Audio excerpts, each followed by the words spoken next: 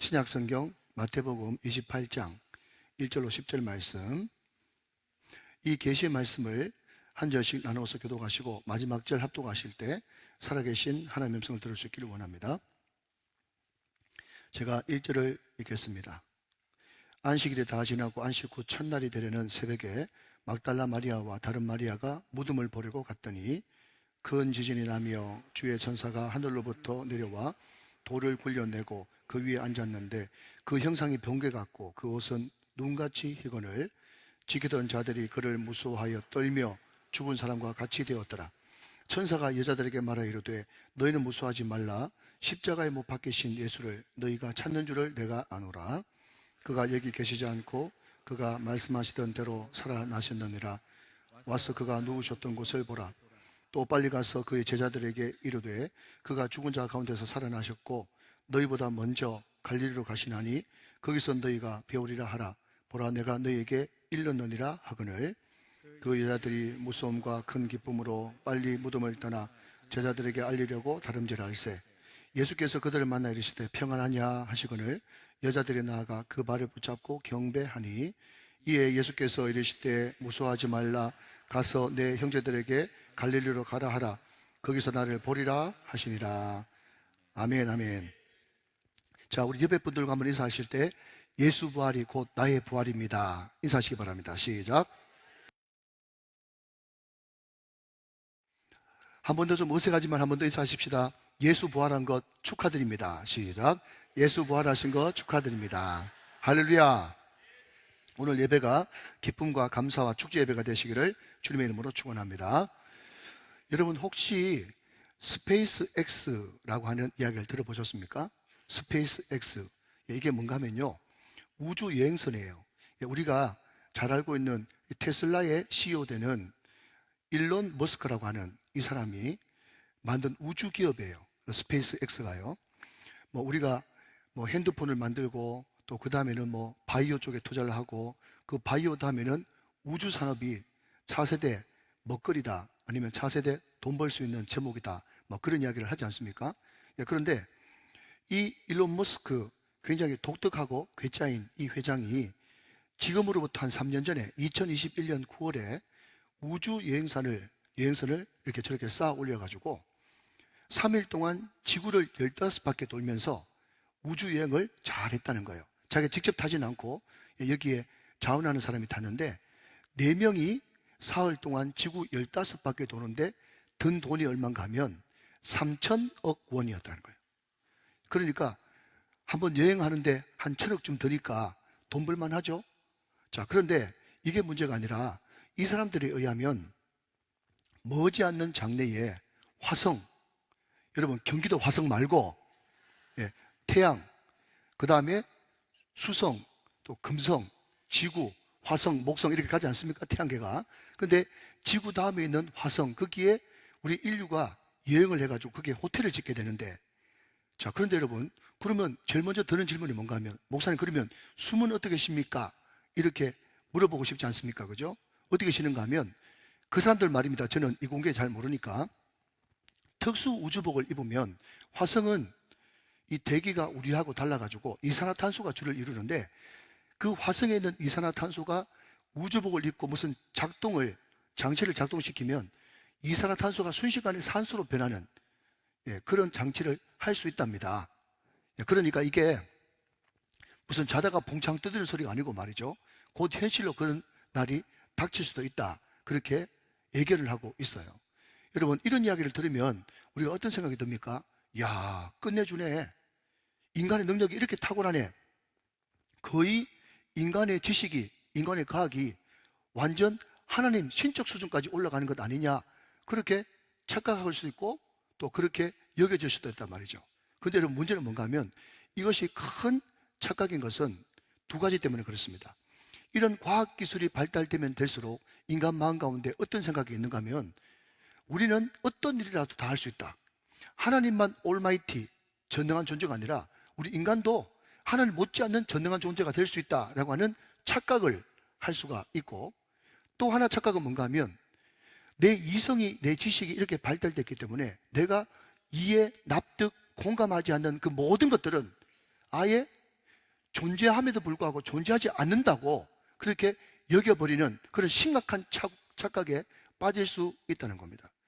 여러분, 제가 어떤 책에 보니까 우리 인간의 눈이 얼마나 발달이 됐는지 날씨가 맑기만 하면 30km, 40km 전방까지 다 볼 수 있답니다. 그러니까 해운대에서 날이 맑으면 대마도까지 볼 수 있는 것처럼 30km, 40km 볼 수 있는 거예요.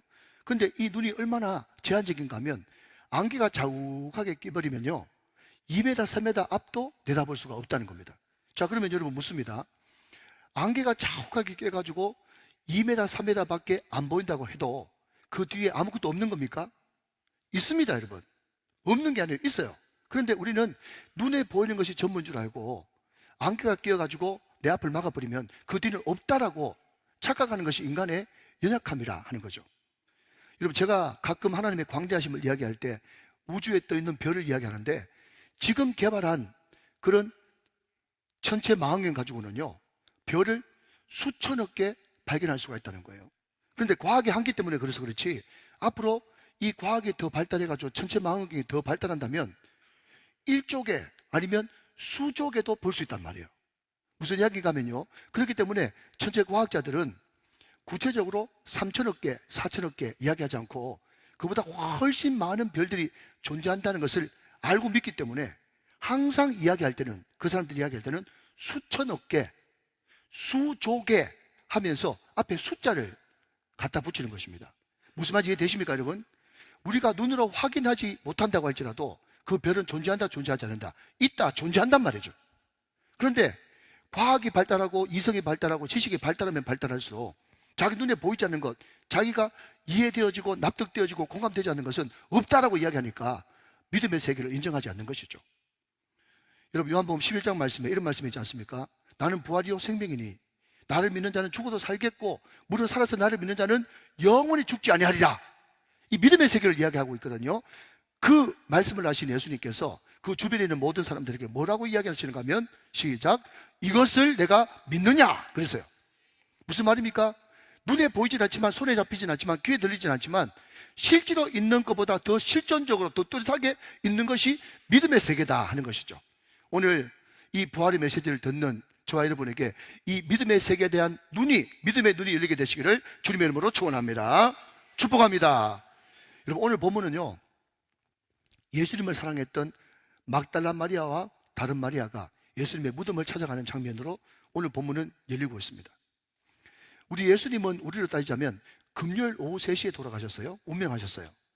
그런데 유대인들의 안식일은 금요일 해질 때부터 토요일 해질 때까지 만 하루가 안식일이니까 그때는 어떤 것도 할 수가 없어요. 자, 그러니까 금요일 오후 3시에 돌아가셨으니까 안식일이 꼭 닥치죠. 미시간 후면 안식일이지 않습니까? 그러니까 급하게 장사를 치르고 예수님이 안식일 동안 거기에 묻혀 계셨던 것입니다. 거기에 가두어져 있었던 것이죠. 그러고 나서 여러분, 안식 후 첫날, 우리로 따지자면 주일 새벽에 예수님을 사랑했던 그 여인들이 예수님 시신에 향품이라도 발라드리면 좋겠다라고 하는 마음으로 향품을 가지고 예수님 무덤을 찾아갑니다. 예수님 무덤을 찾아갔던 그 여인들의 마음에는 두 가지가 있었어요. 하나는 두려움, 또 하나는 무서움이에요. 왜 무섭습니까? 상식적이죠. 여러분, 새벽에 교회에 나오는 것도 무서운데 새벽에 무덤 찾아가는 것이 얼마나 무섭겠어요. 그렇기 때문에 무서웠고, 그런데 그 무덤은 누가 지키고 있었습니까? 로마 병정들이 지키고 있었는데 무엇보다도 예수님의 무덤 앞에 막고 있는 그 돌 무덤이 말이죠. 그 돌이 학자들이 하면 장정들 10명 붙여서 옮겨도 못 옮길 정도로 무겁고 큰 돌이었기 때문에 그 로마 병정한테 물론 돈은 좀 주고 수고비는 좀 주겠지만 그 사람들이 과연 이 돈을 받고 돌을 옮겨줄까? 그리고 창과 칼로 지켰던 그 로마 군병들이 우리를 붙들러 가서 우리를 없애버리거나 해코지하지 않을까? 그런 두려움이 있었던 거예요. 그럼에도 불구하고 그 두려움과 무서움보다 더 주님을 사랑하는 마음이 많았기 때문에 무덤을 찾아가지 않겠습니까? 그런데 이게 웬일입니까? 무덤에 찾아가니까 기절초풍할 일이 벌어진 거예요. 무슨 일이죠? 이미 무덤의 돌은 옮겨져 있었고, 또 무슨 일이 벌어진지 모르겠지만 그 무덤 앞을 지키던 로마 군인들은요 사시나무 떨듯이 벌벌 떨면서, 좀 이따 살펴보겠지만은 죽은 자와 같이 벌벌 떨고 있는 거예요. 그리고 무덤의 돌 위에 천사가 올려져 있는 것입니다. 더군다나 열린 그 무덤으로 들어가 보니까 예수님이 누우셨던 곳이 비어 있었어요. 빈 무덤이었다는 것입니다. 여러분, 우리가 항상 부활절 때 예수님의 부활을 증거하는 가장 핵심적인 키워드 단어가 뭐죠? 빈 무덤입니다. 빈 무덤. 여러분, 제가 많이는 못 가보고 한 30몇 개국 다녀온 것 같습니다. 그런데 동남아도 그렇고 또 중동지방도 그렇고 또 서양도 그렇고 그 여행을 가면 관광 가이드들이 자꾸 무덤에 많이 들어가요. 왜 그렇습니까? 자기들이 자기 나라 출신의 그 성인들 또 선인들을 자랑하고 싶고 또 참배하고 싶고 기념하고 싶기 때문에 자꾸 관광객들을 무덤에 데려가가지고 관광을 시킵니다. 그런데 최소한 저 같은 경우에는요, 성지순례를 2번, 3번 가봤지만은 예수님의 무덤을 한 번도 가본 적이 없어요. 여러분 가보셨어요? 예수님의 무덤은 참배하지 못합니다. 예를 들어서 대단하고 훌륭한 것 따지면 우리 예수님이 다른 모든 성인들보다 훨씬 능력 많고 대단하고 훌륭하신 분이죠. 그러나 그럼에도 불구하고 어떤 관광객도 예수님의 무덤을 찾아가지 못합니다. 왜 찾아가지 못합니까? 무덤이 없기 때문에 그렇습니다. 왜 무덤이 없습니까? 예수님이 다시 살아나셨기 때문에 무덤이 없는 것입니다. 사랑하신 여러분, 예수 다시 사셨습니다. 여러분, 이것이 부활의 복음인 것이죠. 부활의 복음이에요. 예수님이 다시 사셨습니다. 여러분, 이 소식을 천사들이 그 여인들에게 말씀해 주고 있는 거예요. 자, 여러분 5절 6절 말씀 같이 한번 보실까요? 5절 6절. 천사가 여자들에게 말하 이르되 너희는 무서워하지 말라. 십자가에 못 박히신 예수를 내가 찾는 줄을 내가 아노라. 그가 여기 계시지 않고 그가 말씀하시던 대로 살아나셨느니라. 와서 그가 누우셨던 것을 보라 그랬습니다. 여러분, 저는 이 말씀을 개인적으로 묵상하면서 제 개인적인 묵상입니다. 너무 은혜가 되는 것은 뭔가 하면 천사가 마음을 다 알고 있어요. 그 여인들이 예수님을 찾아왔는데 어떤 예수님을 찾아왔는가 하면 5절 말씀 다시 한번 띄워주시면 십자가에 못 박히신 예수예요. 저는 이 말씀이 너무 은혜가 되는 거예요. 십자가에 못 박히신 예수. 무슨 말입니까? 다른 예수가 아니라는 거예요. 다른 예수, 어떤 예수인데요? 내 병 고쳐주시는 예수, 내 소원 성취해 주시는 예수, 내 문제 해결해 주시는 예수가 아니라 십자가에 못 박힌 예수를 찾아왔단 말이죠. 여러분, 우리 예수님께서 직접 말씀하셨어요. 내가 온 것은, 인자가 온 것은 섬김을 받으려 함이 아니라 도리어 섬기려 하고 십자가에서 죽으심으로 자기 목숨을 많은 사람들의 대속물, 이것을 원어대로 번역하면 대체물로 주려 하심이라. 대속제물, 화목제물로 오셨다는 거예요. 사랑하신 여러분, 우리 예수님께서 이 땅에 왜 오셨습니까? 우리 예수님께서 이 땅에 오신 이유와 목적은 십자가입니다. 죽으러 오셨어요. 우리 예수님께서 이 땅에 오신 유일한 목적은 죄인들을 위해서, 나 때문에, 나 위하여, 나 대신에 십자가에 못 박혀 죽으려 오셨단 말이죠. 그 예수, 십자가에 못 박힌 예수, 그 예수를 우리가 전적으로 영접하고 받아들이고 모셔드리고 영접하고 기뻐할 때 우리는 다시 살아나신 예수님을 만날 수 있단 말이죠. 사랑하는 여러분, 그래서 제가 말을 만들었어요. 뭐라고요? 우리를 위해서, 나 때문에, 나 위하여, 나 대신에 십자가에 못 박히신 예수, 그 예수를 제대로 만나기만 하면 우리는 다시 사신 예수도 만날 수 있다. 오늘 이 복음을 가슴 깊이 간직할 수 있는 저와 여러분 다 되시기를 주 예수 그리스도의 이름으로 축원합니다. 오늘 이 천사가 이 기쁜 소식을 빨리 가서 제자들에게 전하라고 재촉합니다. 이 이야기를 듣고 이 여인들이 이렇게 반응하는 것을 보게 되죠. 자, 여러분 8절 말씀 같이 한번 보시면 8절. 그 여자들이 무서움과 큰 기쁨으로 빨리 무덤을 떠나 제자들에게 알리려고 다름질하였다 그랬습니다. 자, 여러분 여기 제가 어디에 표시를 하는가 하면 무서움과 큰 기쁨, 여기에 표시를 해놨어요. 여러분, 제가 일전에 이런 말을 한 적이 있습니다.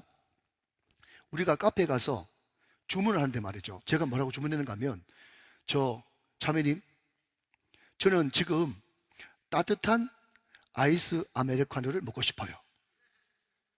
아직까지 못 알아듣는 분이 2분 계십니다. 예, 어떤 아메리카노요? 따뜻한 아이스 아메리카노. 여러분, 이게 말은 있지만 실제적으로 존재할 수 있습니까? 없죠. 세상에 네모난 세모가 세상 천지에 어딨어요? 이것은 말은 있지만 실제로 존재할 수가 없단 말이죠. 그런데 지금 이 여인들의 정서 감정이 뭔가 하면요, 무서움과 큰 기쁨이에요. 무서움과 큰 기쁨. 여러분, 전혀 어울리지 않은 이 삼방된 감정이 어떻게 동시에 일어나죠? 그런데 인간은 가능합니다. 왜 그렇죠? 무서워요. 뭐가 무섭습니까? 이때까지 한 번도 인류 가운데 죽었다가 다시 살아난 그런 경우는 없거든요. 장사한 지 사흘 만에 썩어 냄새나는 그 송장이 다시 일어나는 경우는 없단 말이죠. 그런데 실제로 예수가 죽었다가 살아나는 엄청난 일이 일어나고 말했지 않습니까? 그러니까 그 엄청난 사건, 혁명 앞에 이 여인들이 너무너무 무서워가지고 벌벌벌 떠는 거예요. 이게 경외감이죠. 경외감. 피어를 아니겠습니까? 여러분, 반면에 이 여인들은 기뻤어요. 왜 기뻤죠? 예수님이 부활하셨다는 이 소식은 확실한 사실이고 명확한 사실이기 때문에 이 예수님의 부활이 나에게 전적으로 믿어지니까 이 여인들은 기뻤던 것입니다. 여러분, 한번 생각해 보십시오. 이 여인들이 제일 처음에 예수님 시신에 발라주려고 향품을 가져왔을 때는 예수님의 부활을 믿지 못했어요. 왜 그렇습니까? 그 말씀을 많이 들었지만 그럼에도 불구하고 십자가라고 하는 그 엄청난 처절한 죽음 앞에 예수님이 다시 살아난다고 하셨던 그 말씀은 완전히 수면 밑으로 묻혀지고 말았습니다. 그런데 정말 예수님이 누워졌던 그곳은 빈 무덤이었고 천사가 이렇게 이야기하고 있죠. 여러분, 6절 말씀 한번 보시겠습니다. 6절. 그가 여기 계시지 않고, 시작, 그가 말씀하시던 대로 살아나셨느니라. 여기까지요. 그가 말씀하신 대로 살아났어요.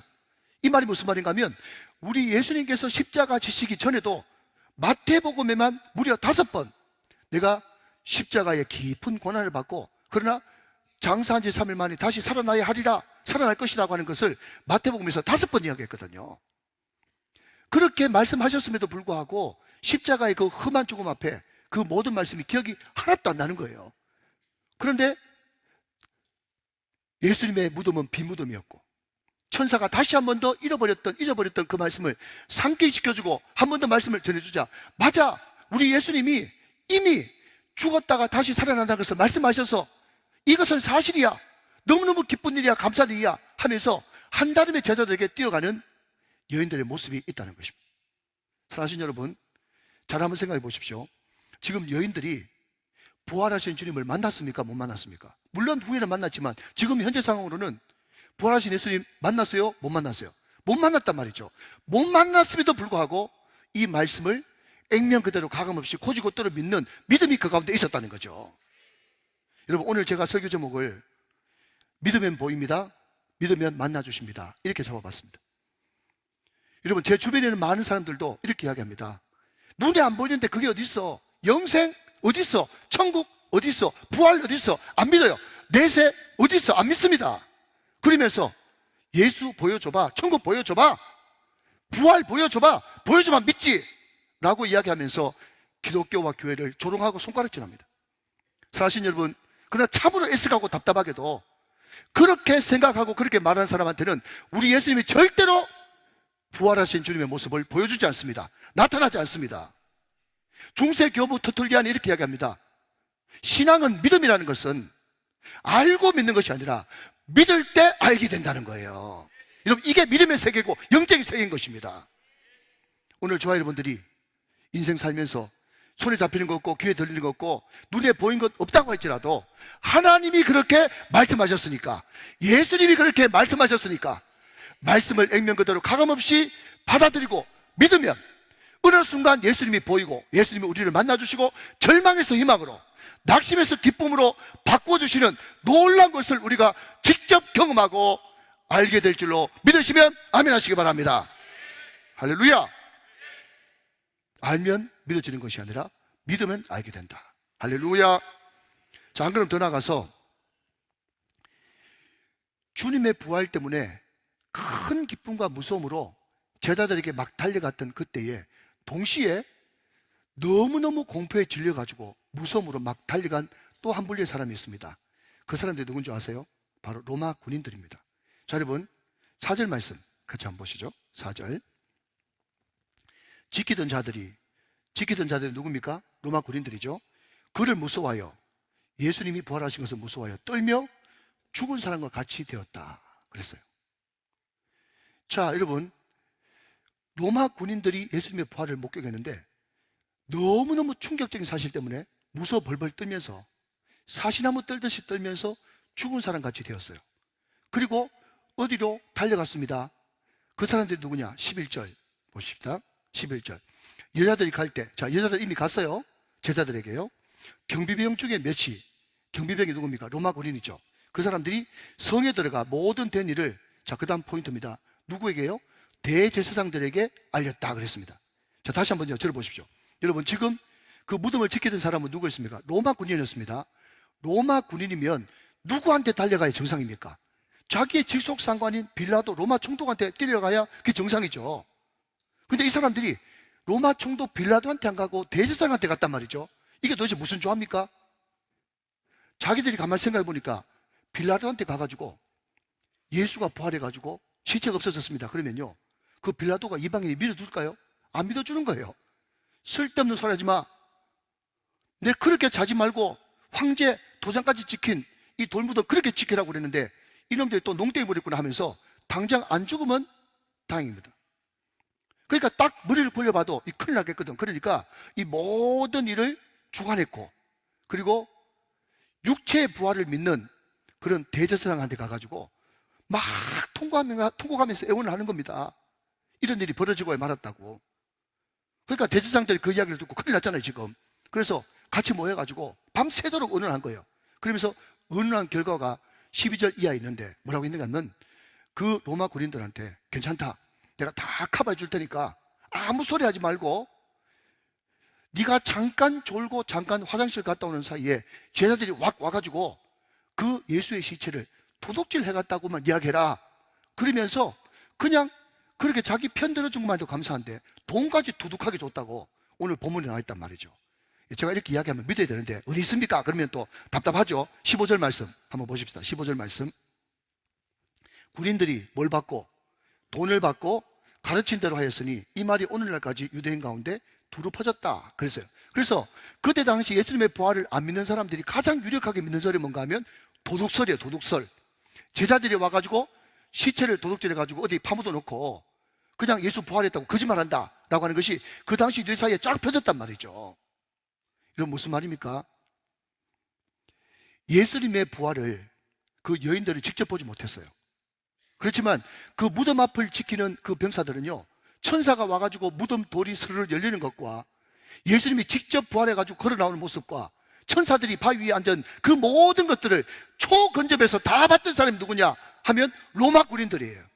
그러니까 예수님의 부활을 가장 잘 증거하고 예수님의 부활의 주인공이 될 수 있었던 가능성이 가장 높았던 사람들이 로마 군인들인데, 그럼에도 불구하고 그 사람들은 자기 이익 때문에, 자기 죽을까봐 돈 몇 푼 때문에 부활의 증인이 되지 못하고 믿음과 결부시키지 못하고 결국 다시는 주님을 만나지 못하는 불쌍한 영혼, 돈의 영혼을 팔아버리는 그런 안타까운 인생들이 되고 말았다 하는 것입니다.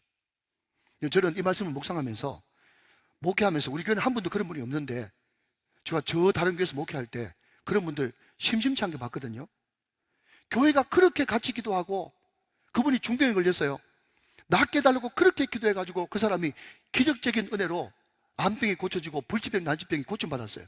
사업이 완전 바닥으로 떨어졌는데 온 성도들이 같이 기도해가지고 사업이 다시 일어나는 그런 기적과 능력을 맛봤어요. 그러면 우리 생각하기에는 그 기적과 능력을 맛보고 얼마나 믿음이 좋아지겠나 생각했는데, 며칠 지나니까 화장실 완전 달라져가지고 믿음 생활을 안 하고 교회를 안 나오더라고.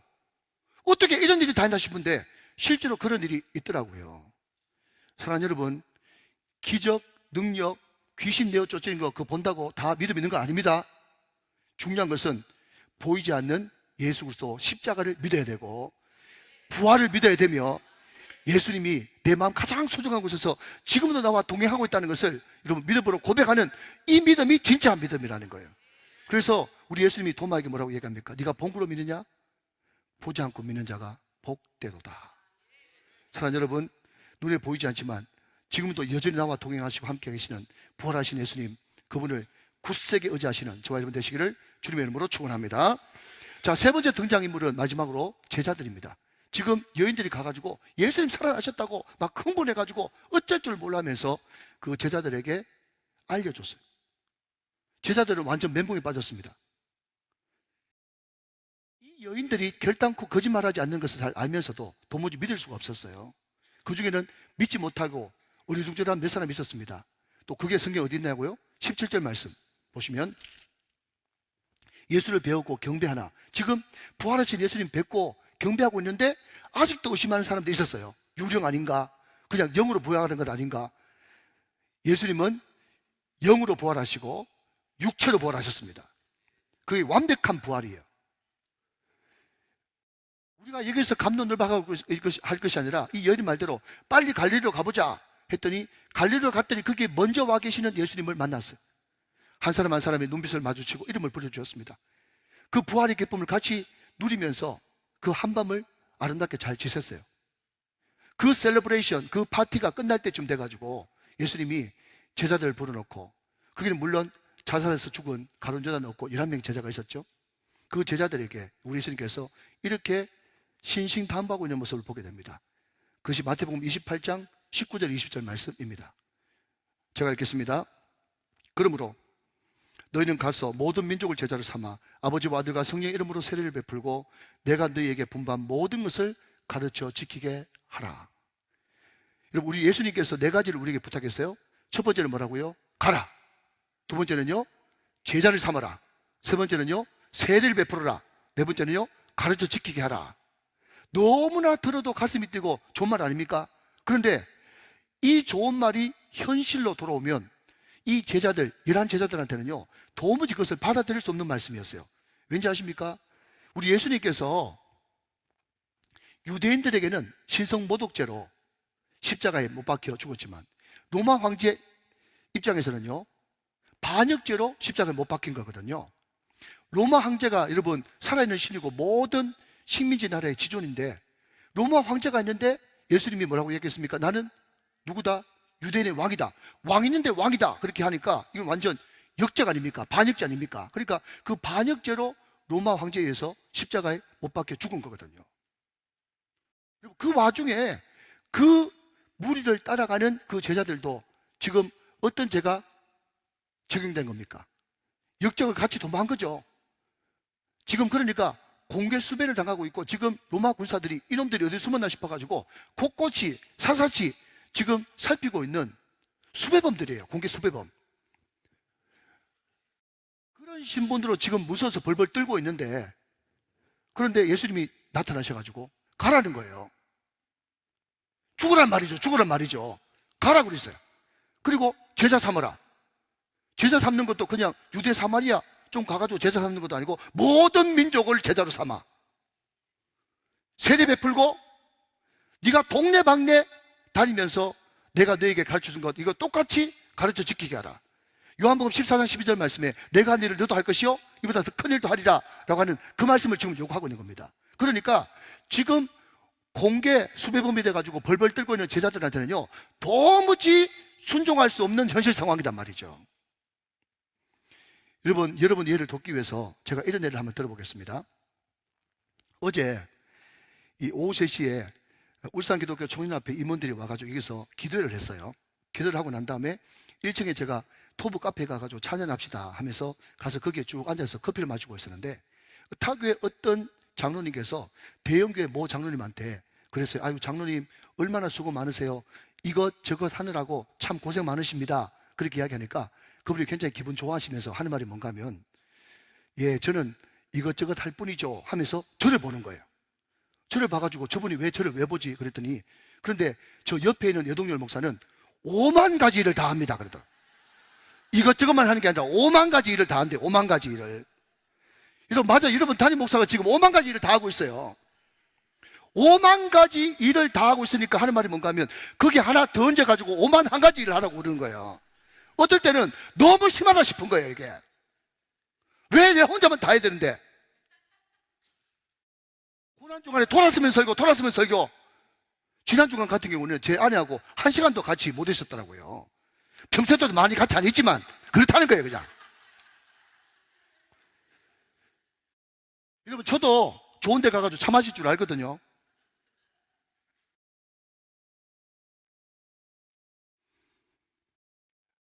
지금 제자들이 도무지 가라, 제자 삼으라, 세례 베풀어라, 가르쳐 지키게 하라, 이것을 순종할 수 없는 그런 상황이에요. 그런데 우리 예수님께서 그 제자들에게 확실하게 도장을 딱 죽여주면서 약속하고 보증해 주십니다. 그 말씀이 마태복음 28장 20절 후반부 말씀이에요. 빨간색으로 시작. 볼지어다 내가 세상 끝날까지 너희와 항상 함께 있으리라 하시니라. 아멘이십니까? 여러분, 영원토록 함께하고 동행하겠다고 하는 이 말씀을 누구한테 주신 약속인가 하면요, 어렵지만 힘들지만 상황과 형편과 여건은 안 되지만 그럼에도 불구하고 주님 말씀하셨으니까 내가 나아가겠습니다. 주님 뜻이 아니면 내가 멈춰서겠습니다. 어떻게 하든지 십자가의 길, 험한 십자가의 길, 내가 사명 감당하는 길을 기쁨으로 가보겠습니다라고 사명에 헌신하는 그 제자들에게 내가 세상 끝날까지 너와 함께하고 너와 동행하고 너를 지켜주고, 자 이제 설교 끝나기 2분 전입니다. 아멘을 크게 하셔야 돼요. 내가 너의 목자가 되어주고, 내가 너의 주인이 되어주고, 내가 너의 왕이 되어주고, 내가 너의 아버지가 되어주고, 내가 너의 애인이 되어주고, 내가 너의 보혜사, 상담자, 카운셀러가 되어주고, 내가 너의 보디가드가 되어주겠다. 여러분, 이게 누구한테 주시는 약속인가 하면 어렵지만 힘들지만 현실 상황은 안 되지만 그럼에도 불구하고 주님 말씀에 순종하여 사명자의 길을 가려고 하는 그 사람한테 동행하고 함께 하시는 역사가 일어나더라는 거예요. 부활의 새 아침입니다. 제가 목회하면서 참 안타까운 것은요, 하나님은 우리에게 사명의 산, 또 기적의 산, 축복의 산, 간증의 산, 그 산을 우리에게 허락하시면서 너희들이 주님 손잡고 올라오면 올라올 수 있도록 주님께서 우리를 초청하고 계신데, 많은 사람들이 70% 올라가서 미끄러져 내려오고 8분 능선까지 올라갔다가 미끄러져 내려오고, 저 축복의 산은 그림의 떡이지 나하고는 전혀 상관없이 한평생 사는 사람들이 얼마나 많은지 모르겠습니다. 사실 여러분, 이 부활의 아침에 이 연약한 설교라도 하나님께서 주신 말씀인 줄 믿고, 사실 여러분, 이 말씀 붙들고 그 축복의 산을 정상 정복할 수 있는 저와 여러분 다 되시기를 주님의 이름으로 축원합니다. 주님과 함께 손잡고 올라가면 얼마든지 거기에 올라갈 수 있단 말이죠. 사랑하는 여러분, 주님 오실 때가 다 됐습니다. 다시 한 번 더 그분과 동행하고, 다시 한 번 더 그분의 손을 잡고, 그분이 나의 기댈 언덕이 돼서 마침내 주님께서 원하시는 그 놀라운 축복의 산에 올라가고 정상 등극하시는 간증의 주인공, 기적의 주인공, 축복의 주인공들이 다 되시기를 주 예수 그리스도의 이름으로 축원합니다. 축복합니다. 축원합니다.